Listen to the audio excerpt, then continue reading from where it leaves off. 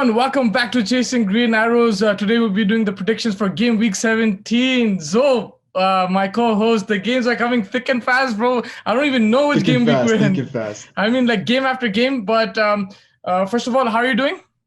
I'm good, man. How are you? I'm doing well, thank you. So we were discussing this off air as well with the COVID situation. A couple of games got postponed in game week 16, so those results were blank. So I mean, we didn't know that. It was on the day where they got postponed. I think that it was first the City versus Everton game, and then today the Fulham versus Spurs game. So they're not even announcing it like before the game week. It's right just before the game, like on the day. Yeah, I know you had sent me that thing earlier telling me about that. The league statement is that for now the games are going to continue as planned. Yeah. But we were just talking about it out of time that there are some games that, for example, like Chelsea, like City didn't play against Everton, so are they going to play against Chelsea? Exactly.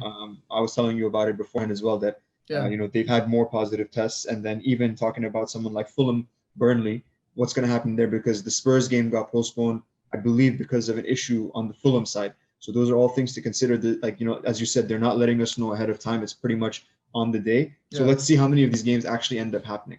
Yeah, I mean, for fantasy managers, it's a huge confusion, but I'm sure even for the actual players and coaches as well, they don't know what's up. They just need to plan as if the game is going on and then see what happens on the day, I guess. So what's happening in fantasy? Like basically, like let's say for example, they drew blanks. So like it's just the sub came in. Yeah, if you had Kevin De Bruyne, he just blanked and your sub came in. That's where vice captaincy becomes a crucial thing in FPL. I'm gonna do that in my FPL segment as well, because if your captain doesn't play because of the COVID situation, make sure that you have a good vice captain, because there's every chance, like someone like a KDB or Kane, if he was your captain, someone like a Bruno or Salah, they played. So make sure if you go with that kind of captain, make sure you have a vice captain from a different team. And also doubling up and tripling up from the same team, that's a risk now, because if that team doesn't play, then they draw blanks. So if you had like 3 Tottenham players, like 2 defenders or a midfielder and 2 defenders or whatever, they didn't play, you drew blanks. Same thing with City. So I think it's better to spread out your players in this situation. But I think even for the actual players and managers, they just have to plan it out that they're going to play, assume that they're playing, and then see how it goes. With that said, I think let's crack on with the predictions for this week. Obviously, 2 of our predictions also were invalid because the game didn't go, but let's assume that all the games are going on. Let's do it. So if you're looking at the table, you're stretching because I had a 4 week, only 1 point this game week. And those 2 games which didn't play out, that's nothing to do with that. I still had a very bad game week. You still got 6 points, which is very good. And your lead is you're 8 points off Abrar, who's at second place. So now going into this game week, I'm sure you're going to make those smart predictions again. Let's go with the first game, man. Everton versus West Ham. So honestly, I think this is going to be a good game for Everton. They're coming off 4 straight wins. Richarlison should be back from his injury versus United. He got, Bailly knocked him out. Yeah. So he should be back from that. He's completed his concussion protocol. The other injuries are just carryovers from what we've been talking about the previous week. So James still isn't playing. Lucas Digne still isn't playing. Still a couple of guys that aren't available for them. But for the most part, the majority of their team should be. And then when we look at it, in terms of West Ham, they've actually regressed over the last couple of games. I found that before, let's say, if you go back maybe like 4 or 5 games, they were playing a little bit more expansive, a little bit more attacking. And the last couple of games, they've really sort of regressed to the West Ham of old that we've been used to seeing. So I don't know what it is. I don't know if Moyes is second guessing the approach that he was employing, something that he isn't used to.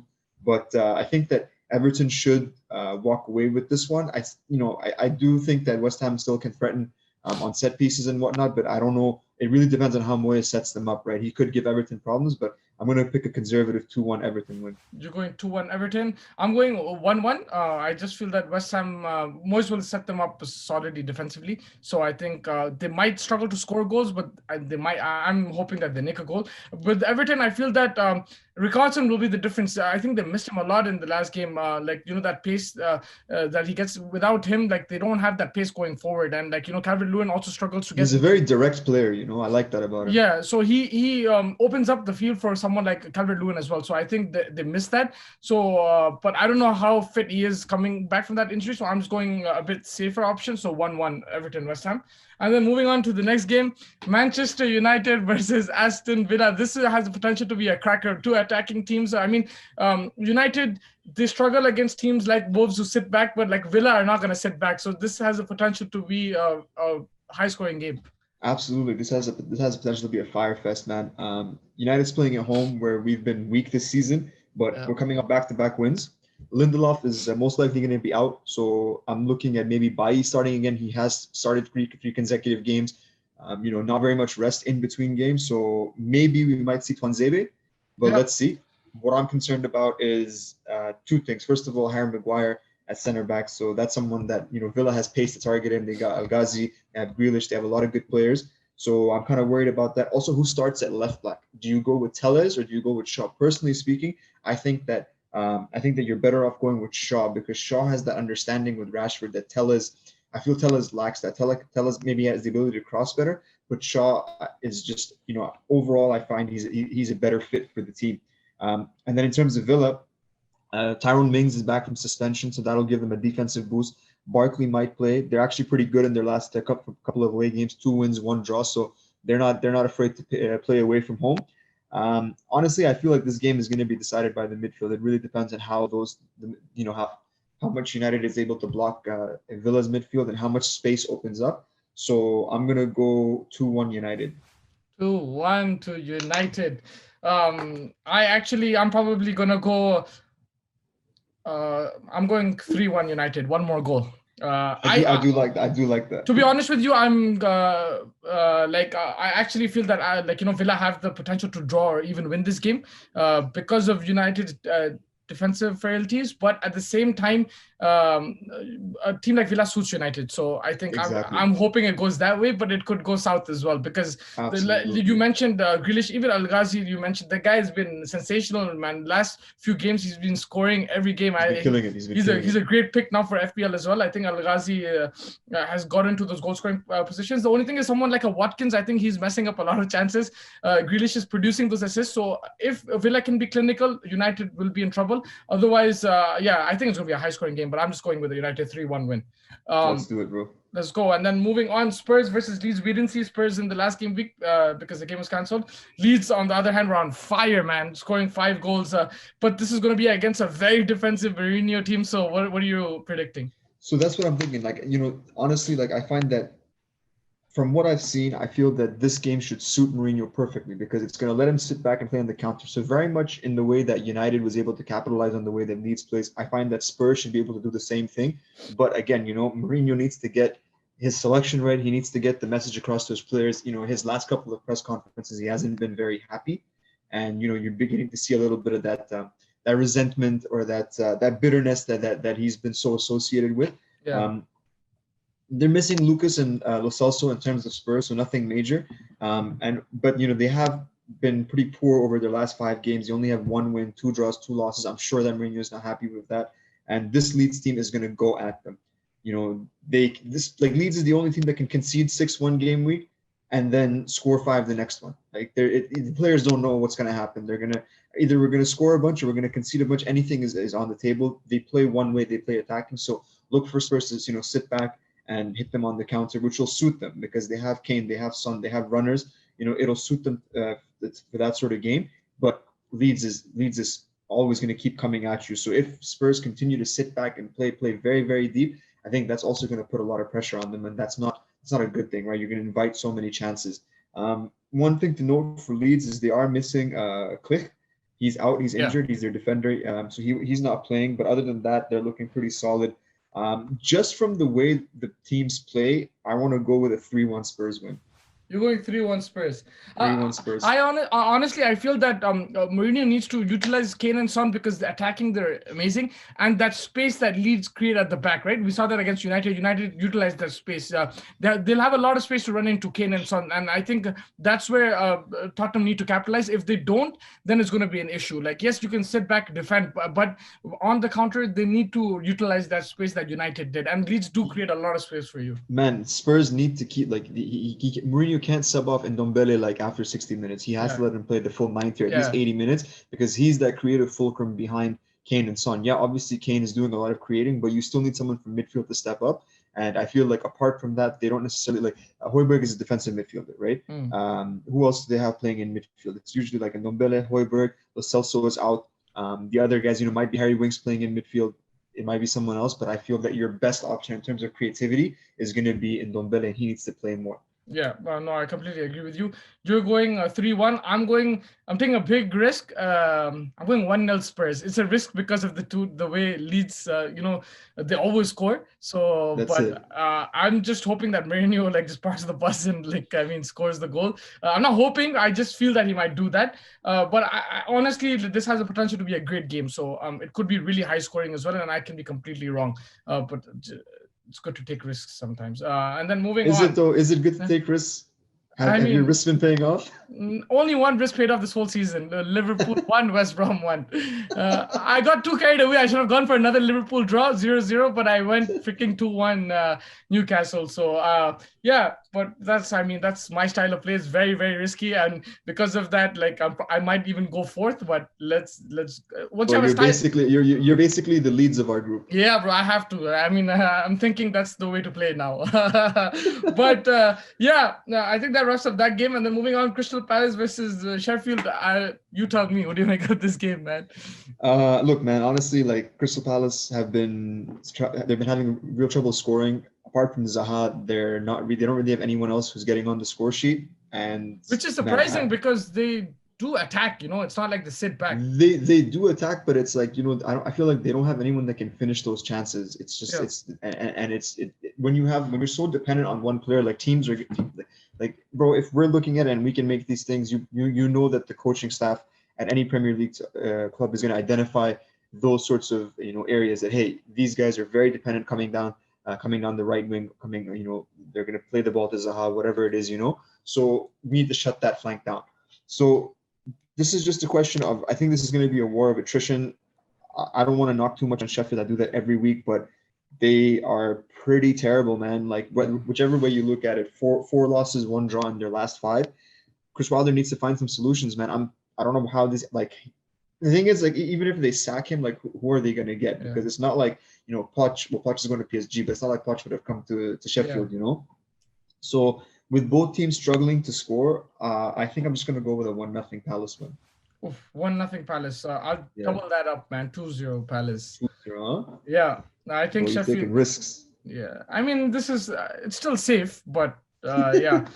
2-0. But now you'll see my risk coming soon. Brighton versus Wolves. Brighton have they've not been in form. It looked like they had a bright start to the Premier League. They were a bit inconsistent, but now they're just not looking in form. They're missing Tariq Lamptey as well. Wolves, on the other hand, man, they're doing very well now, considering whatever they've lost, but they haven't got the results. So what do you think of this game? Well, for me, honestly, like you said, man, Brighton have been playing some attractive football, but they have not got the goals to show for it.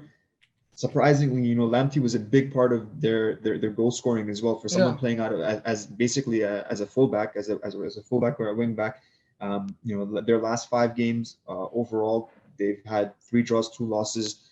Like I said, nothing in the scoring department. Wolves, on the other hand, man, they've been plagued by injuries. You know me, Nuno's my guy. I think he's super smart. And to be honest, man, and I think you'll agree with me over here, they deserved the point versus United. The way that they played, it was just 100%. It was just a bit of Bruno Rashford magic, and obviously, some poor play from Ryan Aït-Nouri. Yeah. But I think that Brighton is going to give Wolves a good game, but Wolves also, Nuno's going to set them up right. So I'm looking at a 1-0 Wolves win. What do you got? 1-0 Wolves. I'm going to go 2-1 Wolves.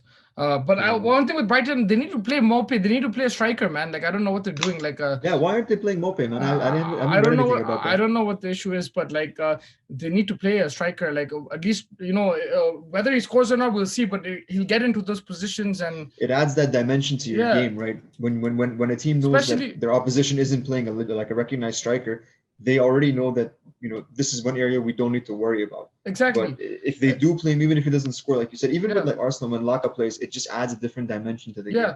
When it's not working, try something different. And I think they have something on the bench. They have someone on the bench, so why not just try it?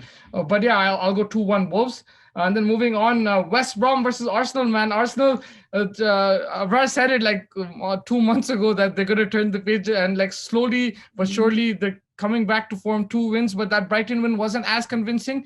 But now they're playing West Brom, which is another team that they can beat. So your thoughts on this game? I mean, West Brom in their last 3 home games have conceded 13 and scored 1. So I don't know how effective this whole Big Sam thing is is working out to be. You know what I'm saying? Yeah.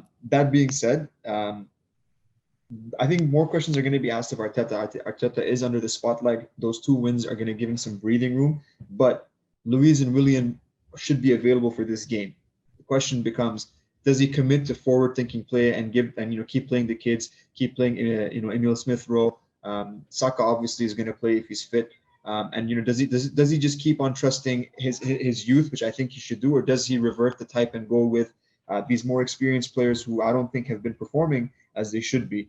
All of that, is one thing, but regardless of who Arsenal ends up playing on the field, they're still having trouble scoring. They're not a very high scoring team at this point in time. They struggled against Brighton as well. So I think that with the way Big Sam is going to set up, which is obviously going to be a very defensive setup, I think Arsenal's going to struggle to break that down. I'm still going to go with a 1-0 Arsenal win, but I'm not comfortable predicting any more goals than that.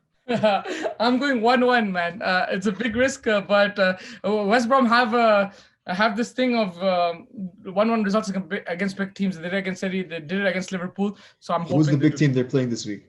Aston. Oh, okay. We're still counting them as a big team. Okay. But yeah, I mean, I honestly feel that Arsenal will take this, but you convinced me kind of with how they're gonna set up West Brom and everything. Changed my mind last minute. So I was thinking Arsenal will win 2-3-0 like that, but I just feel that I know that Abrar is gonna predict Arsenal win, so maybe I can get some differential points right there. So hoping for a 1-1, but I think you're right. A lot of problems for West Brom. Arsenal are favorites going into this game. So let's see how that goes. So moving on to the next game, Burnley versus Fulham. Man, Burnley are looking impressive. Yeah, they're that proper defensive team.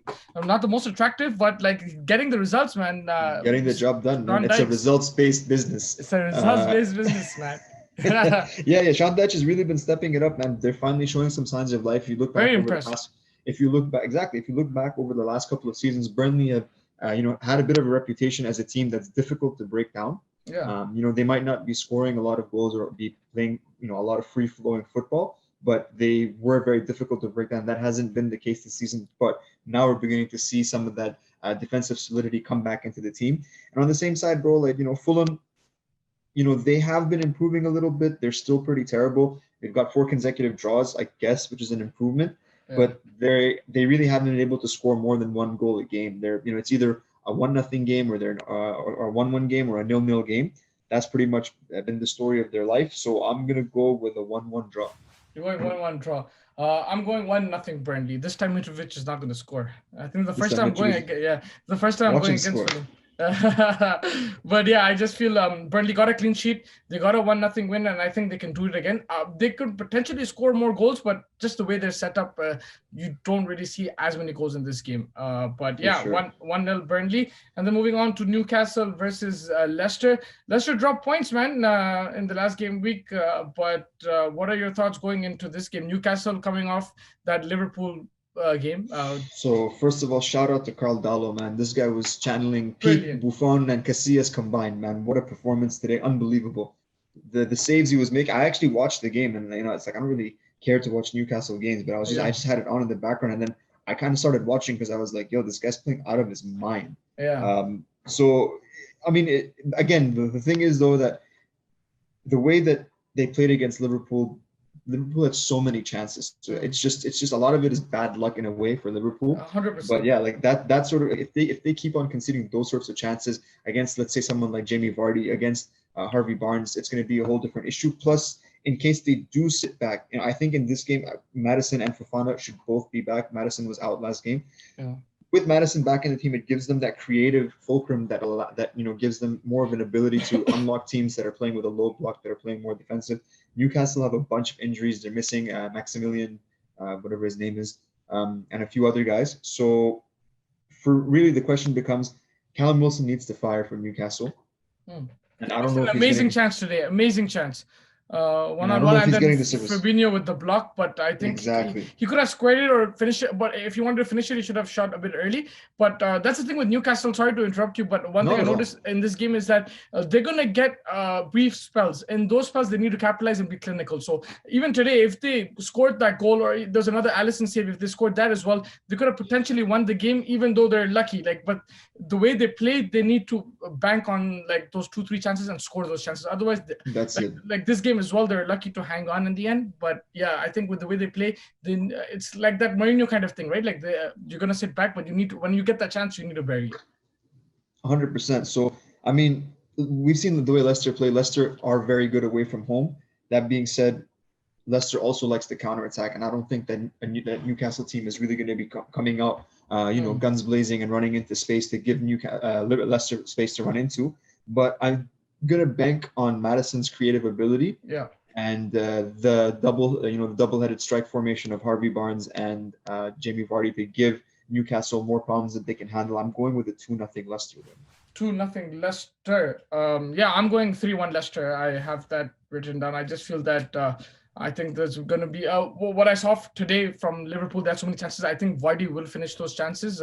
Unlucky for Liverpool, but I think I just feel that Vardy is so clinical, man. I don't think he'll let that go. So I'm even against United, bro. He didn't have anything throughout nothing throughout the entire game, and then just like that at last minute. He scored. Obviously, it was a little bit fortunate, but that's what the best strikers do, man. They make things happen. Yeah, that's the thing. And I think if he sniffs blood, he goes for it, and that's it. It's done. 100%, So I think, I'll go with a 3-1 Leicester win. And then moving on, this is potentially the biggest game of the game week. Chelsea versus Man City. Lampard under pressure. We're all trolling him. Chelsea, a big game for them. They spent 200 million. Yes, the players need to gel and everything, but at the same time, they had that time period. They had a good string of results, but suddenly to start losing like this, I think it's going to be a big issue going forward. So what are your thoughts on this game? City look tighter at the back, and I think they're going for that title push, even though they're 8th place right now, but I think they're going to go for it. For sure. So a couple of things. Obviously, their position in the table is, it looks worse than it is just because of how close the table is. Yeah. It's just a couple of points separating all the way from 1st down to 8th. Yeah. Personally speaking, I think this game has the biggest chance of being canceled. Yeah. We talked about it because of COVID. Obviously, there's already Gabriel Jesus and Kyle Walker that are out confirmed. Eric Garcia is out for an unrelated reason, but also they've had 5 more positive tests like we were talking about. So it just depends on how much of their their playing squad is available. And then in terms of coming back to Chelsea over here, Lampard, this PE teacher, bro. He hasn't been delivering, but again, at the same time, it's part of it is his fault. Part of it is also like players like Werner looking completely devoid of all confidence. He's got something like 1 goal in 10, 1 goal in 11. So might as well start setting up a Werner watch. See when he scores. We'll celebrate when he scores one. Chelsea have been better home than away, but also they've been poor against top opposition. Yeah. Ziyech and Reece James might both be back, so I think that makes a difference. It gives them more threat. You know me, I'm super high on Ziyech. I really like the guy. I think that he, gives them a really sort of potent attacking threat. But look for Giroud to start, man. And then like I said, City, the team when they're firing on all cylinders, they're unplayable. But they haven't hit that though. They haven't hit that gear yet. They're still in 2nd, 3rd gear right now. They're still in 2nd or 3rd gear, and I mean, you can't even say that Pep hasn't been back. But Pep's been back every transfer window to get players, and it's just like I don't know if he's overthinking things, if if the players are kind of just tuning him out to a certain extent, just that fatigue of constantly performing at a high level. And this style of play is like that. It can get exhausting, man. It's very draining for the players. I think a lot of players mentioned it as well. Like when under Guardiola, it can get really draining. And we see in other teams as well in the 3rd, 4th season, we see that fatigue coming out onto the pitch, and that might be the case for City in the last 2 years. Yeah. So for all those reasons, I think that I'm gonna go with a 1-1 draw, man. Going 1-1 draw. Oof, you put me in a spot there. I'm going 2-2. Go. I know you want to go 1-1. Go 1-1. No, I always wanted to go 2-2, but because you went with a draw, I'm like, let me go for a win. But I don't want. I honestly feel that City are favorites going into this game, but at the same time, we've seen Pep being a bit reserved away from home. So I don't know if what he's gonna do against Chelsea, because this Chelsea team have been in poor form, but they have potential. They have players there. They have those skillful players. If Ziyech plays, he can create. They have Giroud there. He's a goal threat as well. So they have players. So I think Pep might be a bit conservative. That's why I'm going with the draw, 2-2. And 2-2 then draw. So you're going a high scoring draw, eh? Yeah, high scoring, man. I want to see some goals, bro. You want to see some goals. But yeah, I think that wraps up that game. Moving on, the last game of the game week, Southampton versus Liverpool. A very easy prediction for me. But what are your thoughts on this game? Southampton drew last game week. They started really well in the season, but there are some games they do struggle. But they're always looking to create. They're a good team to watch. Whereas Liverpool, on the other hand, yes, they've had injuries, but in the last few games, I've noticed it's not the defensive side of things. It's actually, especially in the Newcastle game, attacking side, they miss a lot of chances. So maybe it's just a bit of luck here and there, and they can get back into that winning form. So the way I see it, man, in terms of Liverpool, yeah, they've been poor away. They've drawn a bunch of games. They've drawn 4 out of their last 5 away games. Their last win in terms of away games was that 7-0 smashing of Crystal Palace. Yeah. So the way I see it, they've just been unlucky with their finishing. They're creating a ton of chances, and you would think that players of the caliber of Mane, Firmino, and Salah, these guys should be putting chances like that away, and they will put chances like that away. And when they do, you're going to see these killer high-scoring games like that 7-0 against Crystal Palace, where everybody got on the score sheet. You get me? So I just feel that if they weren't creating a lot of chances, it'd be something that's more concerning, but they are. And I don't know what it is, if it's just fatigue that's crept in, so the finishing is a little bit off. Because if you go back a couple of games, if you go back, let's say 5-6 games, this wasn't that much of an issue. It's only been a more recent thing that they've been struggling. But also they've been playing teams that have very much been content to sit back in a very low block and just crowd players into the box. And that's also very difficult to break down no matter how good you are, right? Yeah. A lot of Liverpool's play is, it builds up through Trent and Robertson. So they pull teams out of position and then play quick switches across. And that creates space. It creates space for these guys to run into. It creates space for Salah and Mane. It creates space for Bobby, all these sorts of things. And that hasn't really been the case against the team that they've been playing recently. But Southampton is going to try and play their own games. Maybe that gives Liverpool more chances. For Southampton, they've also been struggling. Their last win came 5 games ago. But now they have Danny Ings back. I think he's integral for them to do well. I don't think Che Adams can carry, the front line by himself. Yeah. So that makes a huge difference. I'm going to go with the 2-1 Liverpool win, just because I would think that Liverpool are favorites, but just overall their form away has been kind of inconsistent. So I think 2-1 Liverpool is a fair prediction. You're going 2-1 Liverpool. I'm going 3-2 Southampton. Take some risks, baby. Take some risks. Yeah, 3-2 Southampton. I feel that Liverpool will get chances. They will score. I don't think you can miss like that. Fatigue might as well be a problem. Might be the issue, because they're getting into those positions. Even though Newcastle defended, Salah got into 2-3 goal-scoring positions. Firmino got into goal-scoring positions. So if you're getting into that position, that means you're unlocking the defense. It's just you're not. Absolutely. There's a last-second error, and that's just you could blame it on luck, you can blame it on fatigue, but yeah, I think that it's not even like change. they're taking. I don't even think they're taking difficult if they were taking difficult shots outside the box. No. These were like inside the box. I've seen Salah score those in his sleep, man. Like the last 2-3 years. So you would feel comfortable being like, this guy's gonna be able to rectify. Yeah. Yeah, so I think it's a combination of fatigue and luck, but that will change. But at the same time, me, I'm not going to go with the scouts. I'm going to go Southampton 3-2. Sure. And that will set up nicely going. You heard what they're calling Klopp these days? Nah. Jurgen Klopp, bro. Jurgen Klopp. Okay, that's my main joke for today. But yeah, I'm not gonna comment until I see United climbing up that ladder. But for now, I think Liverpool versus Southampton is gonna be an exciting game. This has potential. Again, a lot of goals. Hopefully all these games go on. We don't know what's going to happen with the COVID situation. Sit tight and hopefully you can enjoy all the games. It's going to be a lot of fun. But yeah, any last comments? No, man, just honestly, like this is going to be an interesting week or two to see, how many games end up going through, how many. It's a test for everybody, including the players, the managers, mental, physical, everything. Absolutely. So. Like, rotation, you've been mentioning this the last couple of weeks. Yeah. This is where rotations. This is a completely unprecedented situation. You have to account not only for injuries, but also for illness and things like that. So I think that, depth is going to be very, very important in this situation. And, looking at teams that are already suffering from injuries. So, like, if you have someone like, let's say, Wolves, let's say you have someone like Liverpool, these guys are already missing a lot of players, it makes it so much more difficult when you now have to factor in that, okay, well, not only am I missing people through long-term injuries, now there's the question of illness as well. So let's see how it goes. Fingers crossed that all the games go through, hoping that the situation is brought under control. But, honestly, if it doesn't, maybe there's a shutdown, who knows? Let's just hope that we get to keep watching some football. Yeah, for sure, man. Enjoy the games, hopefully, and Happy New Year, and take care, bro. Sounds good. Happy New Year too. Catch you in the new year, man. Yeah, for sure, man. Take care.